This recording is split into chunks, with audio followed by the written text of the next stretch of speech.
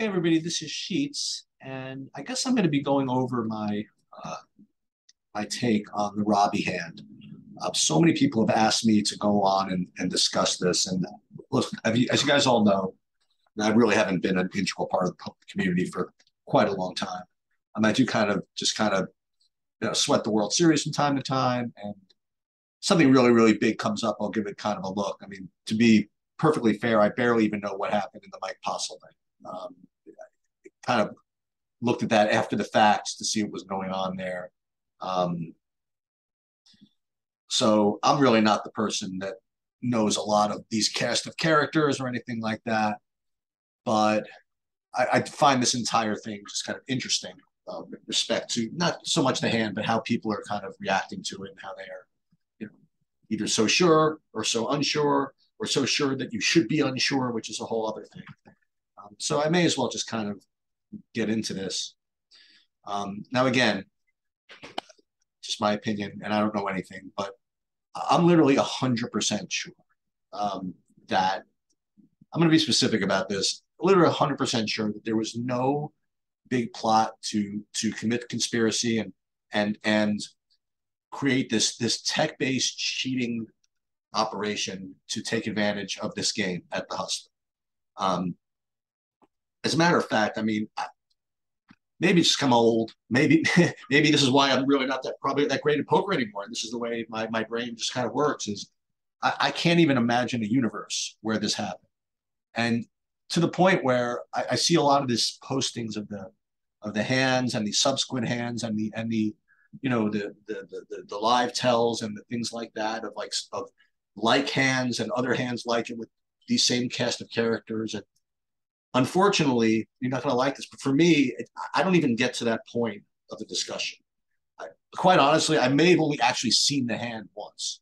I don't think I've seen any of the other hands that are even relevant here. And if you think that disqualifies my opinion, that's I really don't care. I want you to kind of look at this kind of as like kind of a Hollywood producer sort of. And I'm not in Hollywood. And I know some people that have been commenting on this was sort of are creative and try to write a story that makes sense with these cast of characters and how they would come to plan this whole thing in the first place. I mean, let's think about this. Remember, you're a Hollywood producer, you're a Hollywood writer, and you have to write a screenplay on this, and you have to write it in a way that it's going to convince, at a pitch meeting of producers to put money in and say, okay, this story makes sense. Let's just carry it on. So what we're doing is you can't just say, okay, the guy cheated, then go backwards and try to figure out, how that all happened. Well, that is one way that a movie can be done. But think of like Ocean's 11. Like what's the motivation? What's the motive? Who wants to commit this crime? Who wants to create this group of people? Who wants to steal money? Who do they want to steal from? What is the environment?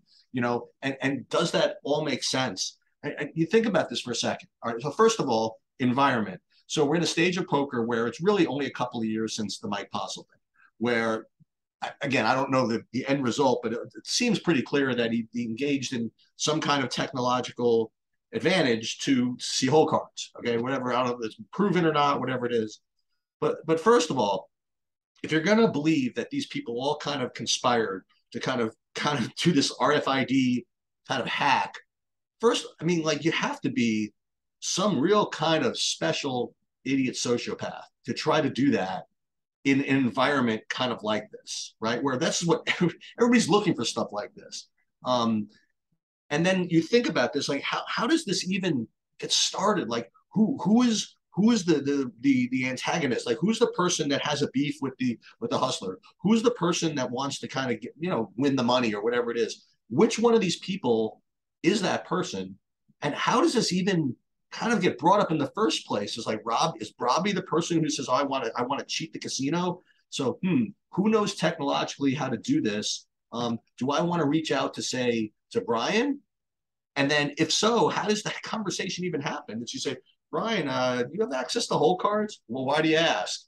Well, I'm thinking of whatever. Okay, but now then how does Rip get involved in this whole thing? And then it's just all just kind of crazy. Like I couldn't even create any type of dialogue that would make sense to have this all kind of happen. And not to mention, okay, so you think of like the Ocean's 11 thing again, whatever, like you'd have to have like meetings where you discuss like how all this stuff works, you know, like what kind of the signals there are, what kind of technology there are, and all of this in an attempt to win some amount of money, I guess, at a table that's being populated by some of the sharpest people in the world.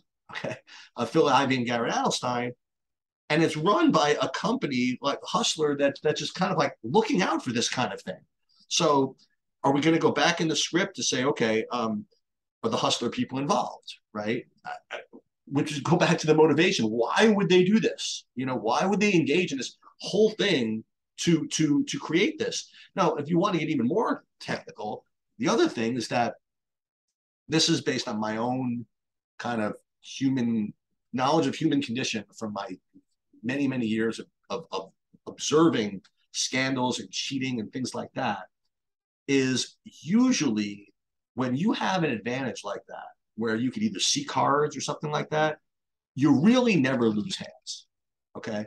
Whether you try to make it look good or not, eventually you just get blasted with respect to greed. I mean, you think back to Pot Ripper and all of these UB guys, right?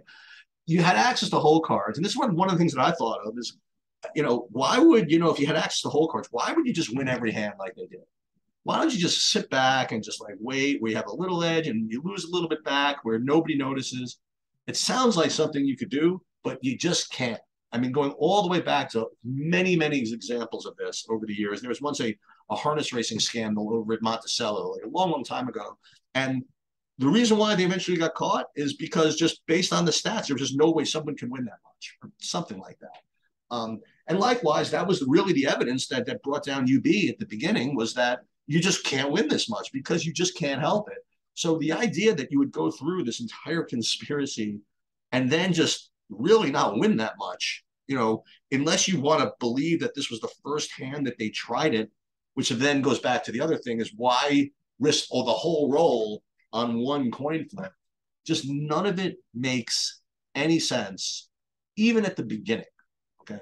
So everything that even happens, even as the hand is dealt, to me, is just not even relevant. And again, this is just my own knowledge of the human condition and how this stuff works.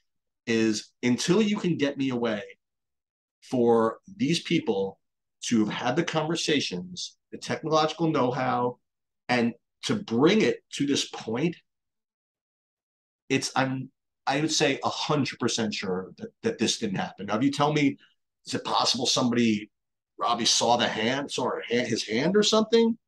I doubt it. But the implication is that there's this entire like whole card cheating ring that's been developed. Not to mention that no one's confessed, no one said a word. $250,000 plus has been laid out for anybody that says something. These people, if in fact this is true, are just the most evil types of sociopaths there are, right? To be able to manage this whole thing along the way and nobody say a word. There could be no nexus between any of them that makes any type of sense. So I don't know.